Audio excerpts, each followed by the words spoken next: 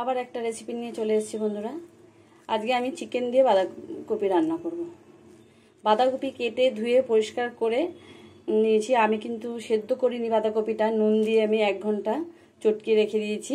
আর তার সাথে 2টো টমেটো নিয়েছি। আর এখানে আমি আগে থাকতে আলু কেটে ধুয়ে পরিষ্কার করে নিয়ে আলু ভেজে নিয়েছি। আর এখানে দেখুন এই যে চিকেন ছোট ছোট করে কেটে নিয়েছি।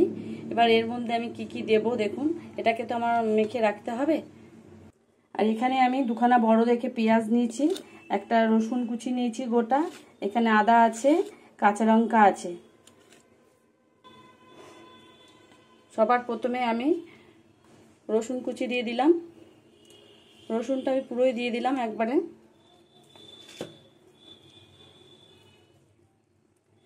এখানে আদাটা অল্প দিলাম।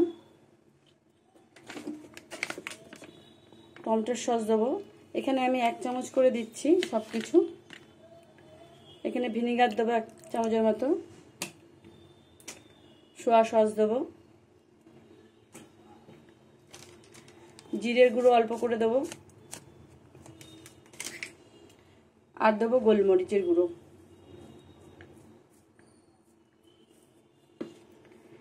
এবার নুন দেবো। এবার সব কিছু দিয়ে ভালো করে মেখে আমি 30 মিনিট রেখে দেবো। এই চিকেন থেকে কোনো আষ্টে গন্ধ লাগবে না। আমি যা যা দিলাম এইভাবে মেখে সব কিছু রেখে দেবেন, একটু আষ্টে গন্ধ বেরোবে না। আর বাঁধাকপিটা খেতেও খুব ভালো হবে। আমি 30 মিনিট পর ফিরে আসছি। গ্যাস ধরিয়ে কড়াই বসিয়ে দিয়েছি, কড়াই গরম হয়ে গেছে। এবার তেল দিয়ে দেবো, সর্ষের তেল। তেলটা এখানে আমি একটু অল্প দেবো, কেন চিকেনটা আমি অন্য কড়াইতে ভেজে নেব, ওই জন্য এখানে অল্প করে তেল দিলাম। আর ফোড়নে জিরে, তেজপাতা আর শুকনো লঙ্কা দিয়ে দেবো। এবার পেঁয়াজ দিয়ে দেবো। পেঁয়াজ ভাজা হয়ে গেছে। এবার এখানে টমেটো, কাঁচা লঙ্কা আর আদা দিয়ে দেবো।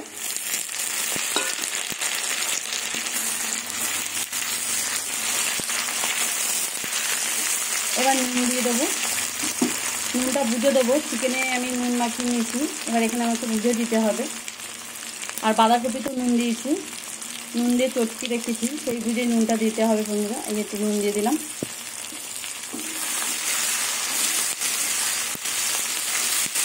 এবার জল দিয়ে দেবো, যাতে আদাটা পুড়ে না যায়, পুড়ে গেলেই তেতো হয়ে যাবে।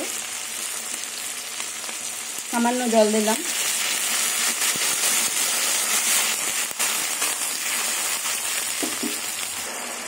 এবার হলুদ গুঁড়ো দিয়ে দেবো পরিমাণ মতো, জিরের গুঁড়ো আর লঙ্কার গুঁড়ো দিয়ে দেবো। এবার ভালো করে কষিয়ে দেবো কিছুক্ষণ।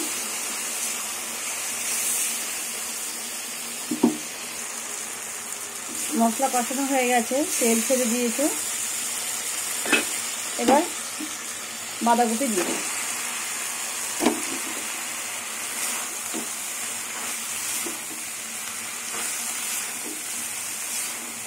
এবার মশলা দিয়ে বাঁধাকপি সব মিশিয়ে নেবো, মিশিয়ে নিয়ে তারপর ঢেকে দেবো। আর নমস্কার বন্ধুরা, সবাই কেমন আছেন? আশা করব সবাই ভালো আছেন, আমিও ভালো আছি। যে যেখান থেকে আমার ভিডিওটা দেখছেন সবাইকে অসংখ্য ধন্যবাদ। সবাই ভালো থাকবেন, সুস্থ থাকবেন।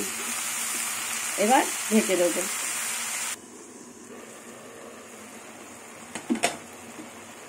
দেখুন বাঁধাকপি দিয়ে জল বেরিয়ে গেছে, এই জল দিয়ে বাঁধাকপি সেদ্ধ হয়ে যাবে। দেখুন আবার ঢেকে দেবো। আমি এপাশে একটা কড়াই বসিয়ে দিয়েছি, আর কড়াইটা গরম হয়ে গেছে। তেল দিয়ে দেবো।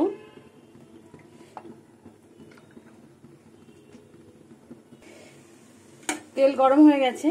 এবার আমি চিকেনগুলো মশলা দিয়ে যে মেখে রেখেছিলাম সেই চিকেনটা ভেজে নেব।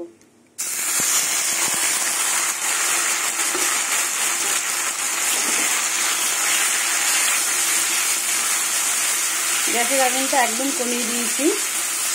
দেখুন এবার ঢেকে দেবো। একটু ঢেকে ঢেকে ভাজলে চিকেনটাও সেদ্ধ হয়ে যাবে পুরো। চিকেন ভাজা দিয়ে সুন্দর একটা গন্ধ বেরিয়ে গেছে। আর এইভাবে চিকেন দিয়ে বাঁধাকপি করবেন, দেখবেন একদমই আস্তে গন্ধ বেরোবে না। আমি যেভাবে করলাম একদম গন্ধ বেরোবে না, খুবই ভালো লাগবে। এটা ভাত, রুটি, পরোটা যে কোনো জিনিসের সাথেই খেতে পারবেন সবাই।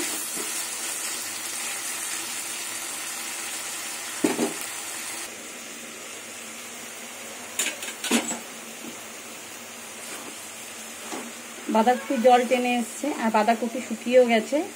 এবার আমি ভাজা আলুগুলো দিয়ে দেবো।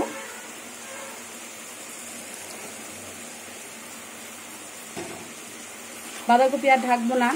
এবার আমি বাঁধাকপি এই গ্যাসের আগুনটা একটু বাড়িয়ে দিয়ে বাঁধাকপিটা ভালো করে টানিয়ে নেব, নাহলে ভিডিওটা অনেক বড় হয়ে যাচ্ছে। গ্যাসের আগুনটা এবার বাড়িয়ে দিলাম। চিকেনটা ভাজা হয়ে গেছে। এবার এটা আমি কিছুক্ষণ পরে বাঁধাকপির মধ্যে দিয়ে দেবো। দেখুন বাঁধাকপির 2-1টা আলু ভেঙে দিয়েছি, ওটা দেখাইনি। এবার ভাজা চিকেনগুলো দিয়ে দেবো। চিকেন দিয়ে কিছুক্ষণ আবার নাড়াচাড়া করবো।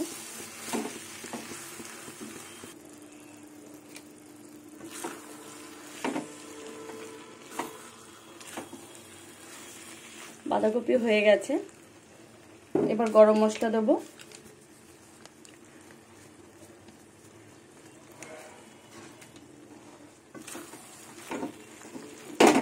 আরে উল্টাস না,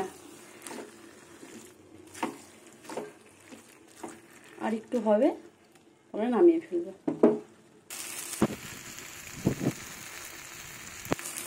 হয়ে গেছে।